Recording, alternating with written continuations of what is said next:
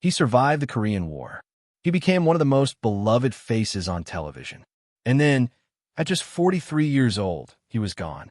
This is the heartbreaking story of Dan Blocker, the gentle giant who made millions smile and left far too soon. Point 4 Hook, first 5 to 10 seconds. He survived the Korean War. He became one of the most beloved faces on television. And then, at just 43 years old, he was gone.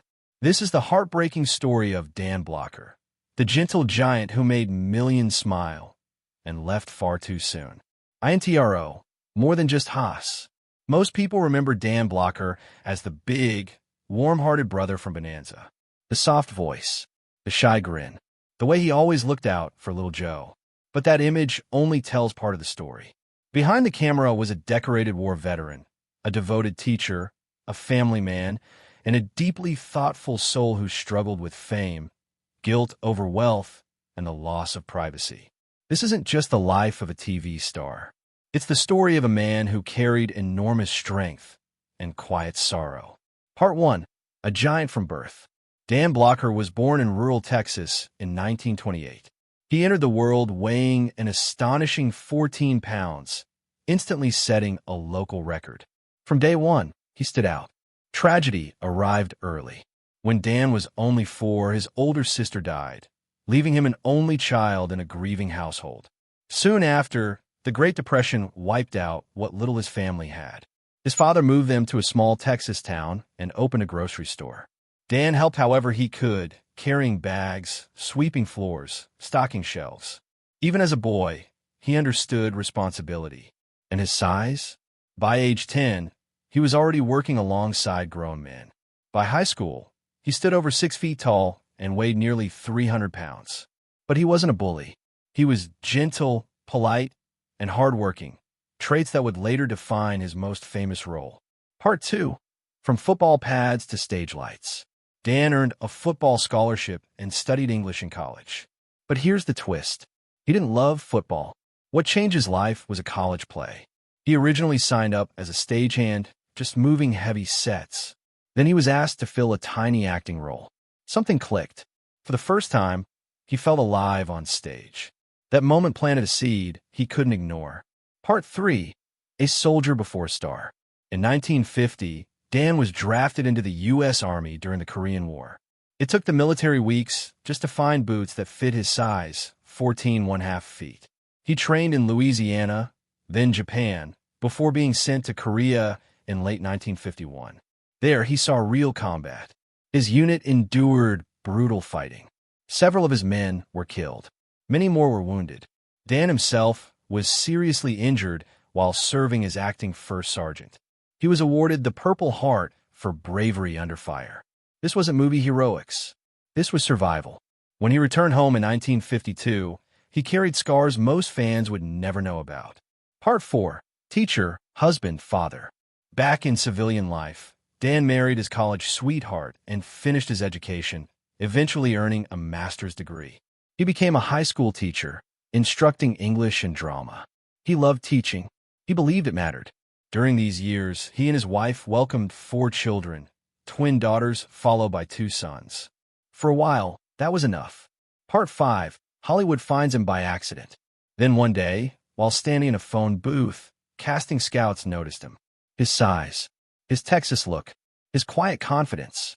Westerns were booming on television, and Dan fit the image perfectly.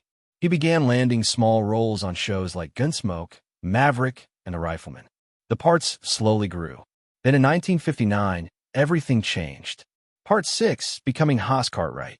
Dan was cast as Haas Cartwright on Bonanza. Haas was written as enormous but tender, a protector with a childlike heart. It wasn't acting. It was Dan.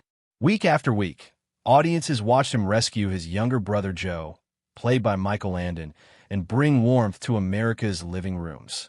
Bonanza became one of the highest-rated shows of the 1960s and ran for 14 seasons. Dan Blocker was suddenly one of the most recognizable people on Earth. Part 7. The Hidden Cost of Fame. Success came with a price.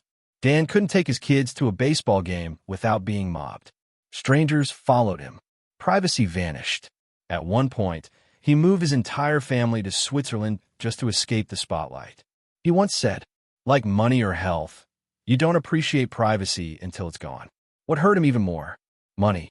He felt ashamed of earning so much as an actor when teachers and soldiers worked harder for far less. He even tried returning to teaching, but administrators told him bluntly, "You'll always be Haas." He couldn't go back. Part 8. A sudden, shocking goodbye. In May 1972, Dan entered a Los Angeles hospital for what was supposed to be routine gallbladder surgery. He was only 43. After the operation, he suffered massive pulmonary embolisms, blood clots that traveled to his lungs. He never recovered. His wife and one of his daughters were at his bedside when he passed.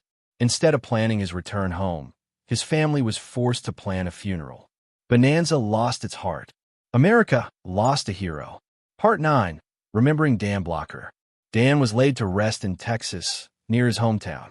Today, museums and memorial gardens still honor his legacy. But the real memorial lives in reruns, in fans' memories, and the quiet impact he had on everyone who worked with him. Castmates often said he was the kindest person on set. No ego, no attitude, just decency. Actionable takeaways. What Dan Blocker's life teaches us. Here's what his story leaves behind. Strength doesn't have to be loud. Fame doesn't replace purpose. Kindness lasts longer than popularity. Tomorrow is never guaranteed. Dan Blocker understood all of that. Dan Blocker didn't chase stardom. He answered a calling. First to serve his country, then to teach, and finally to entertain. He carried war scars no one saw. He wrestled with fame he never wanted. And he gave the world a character who reminded us that big hearts matter. He came in a life larger than most, and he left it far too early. If this story moved you, let me know in the comments. Do you remember watching Haas Cartwright growing up? And if you want more emotional deep dives into classic Hollywood legends, make sure you subscribe, because stories like Dan Blocker's deserve to be remembered.